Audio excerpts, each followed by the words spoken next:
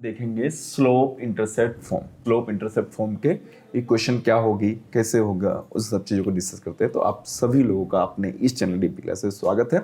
चलिए जी, slope intercept form क्या होता है? स्लोप पर इंटरसेप्ट करना, जैसे कि स्लोप किसमें, इंटरसेप्ट फॉर्म में। इंटरसेप्ट का मतलब क्या होता है? एक्स एक्सिस को जो एक्स पे कट कर रही है तो एक्स इंटरसेप्ट, वाई को कट कर रही है तो वाई इंटरसेप्ट। ध्यान रखिए, एक्स हो गया तो ये एक्स इंटरसेप्ट कहलाएगा, वाई पे कट कर रही तो 0, वाई इंटरसेप्ट कहलाएगा। इसको ही कट कर रही हो, एक्स को नहीं कट कर रही हो, खाली एक्स को ही कट कर रही हो, तो उस केस में भी इंटरसेप्ट क्या होगा, स्लोप के फॉर्म में। वो हमें निकालना है इक्वेशन को। तो चलो जी कंटिन्यू करें। सपोज एक लाइन है, इसको एल बोलता हूं, जो कि एक्स एक्सिस के साथ पॉजिटिव डायरेक्शन में एंगल थीटा ड्रॉ कर रहा है, ठीक है ना। ये वाई एक्सिस को कट कर रहा है 0, पर। वाई एक्सिस को इंटरसेक्ट करके जा रहा है, ठीक है। एक आर्बिट्ररी पॉइंट मैंने लिया P, जिसके कोऑर्डिनेट लिया x, y। अब मुझे निकालना है स्लोप इंटरसेप्ट फॉर्म। अब ये y इंटरसेप्ट है, तो चलो जी अब y इंटरसेप्ट निकालने का ये फॉर्मूला आप तो जानते हो जी, क्या होता है, tan थीटा निकालना होता है। जैसे ये वाला पॉइंट हमें निकालना है, y/x होता है ये, तो फॉर्मूला क्या होता है भाई, ये थीटा तो ये भी थीटा हो जाएगा। जैसे इस पॉइंट को मैंने Q नाम दे दिया, इसको सपोज मैंने M दे दिया, तो PQM आपने एज्यूम किया, लेट Q जो कि 0, पर y एक्सिस को इंटरसेप्ट कर रहा है, और P एक पॉइंट हो गया x, y, उस पे आर्बिट्ररी पॉइंट हो गया। ट्रायंगल PQM के अंदर मुझे थीटा, tan थीटा निकालना है। फॉर्मूला क्या होता है, परपेंडिकुलर अपॉन बेस, ये तो जानते हो। तो tan theta is equal to क्या हो जाएगा, P। परपेंडिकुलर क्या है, ये परपेंडिकुलर मींस y x होता है जी। अब y बाई जब x लेके चलोगे तो ध्यान समझना, यहां से यहां तक इस प्लेस पे तो y है अपना c, और यहाँ इस पॉइंट पे अगर चेक करें तो y कितना है जी, y है।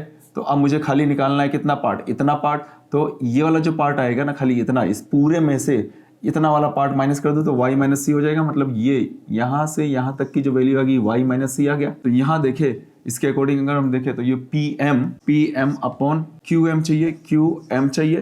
तो tan थीटा इक्वल टू क्या हो जाएगा, pm अपना हो गया y माइनस सी, और qm, और ये डिस्टेंस आपका कितना है, x है।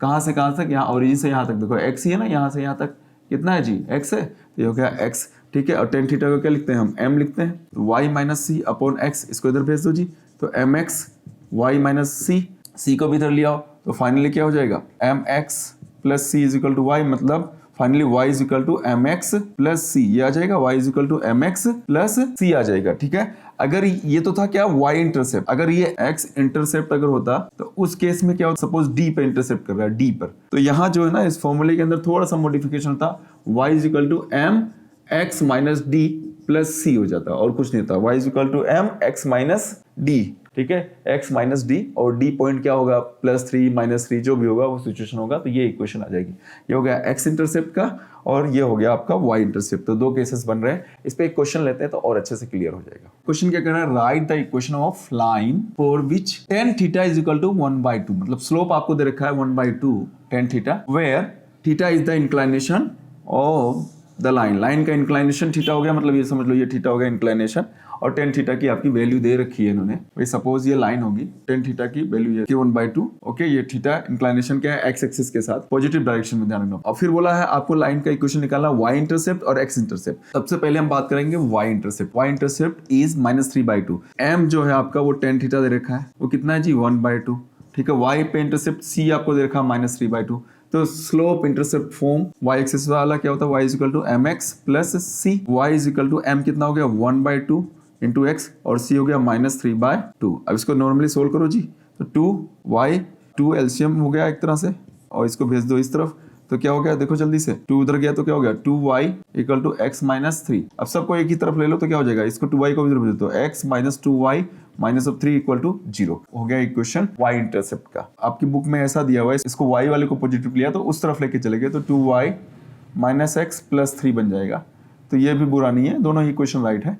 अब बात करते हैं इस वाले की, सेकंड वाले की। तो x इंटरसेप्ट वाला आपको पता होना चाहिए भाई, m तो अपना फिक्स है, c के प्लेस पे d आ जाएगा, c इसमें रहेगा, क्योंकि c उसके अंदर क्या हो जाएगा, 0 हो जाएगा, y कोऑर्डिनेट हो जाता है वो 0 हो जाता है। फॉर्मूला क्या हो जाता है, slope intercept form x intercept के लिए, तो हो जाता है y is equal to m x minus of d, ठीक है।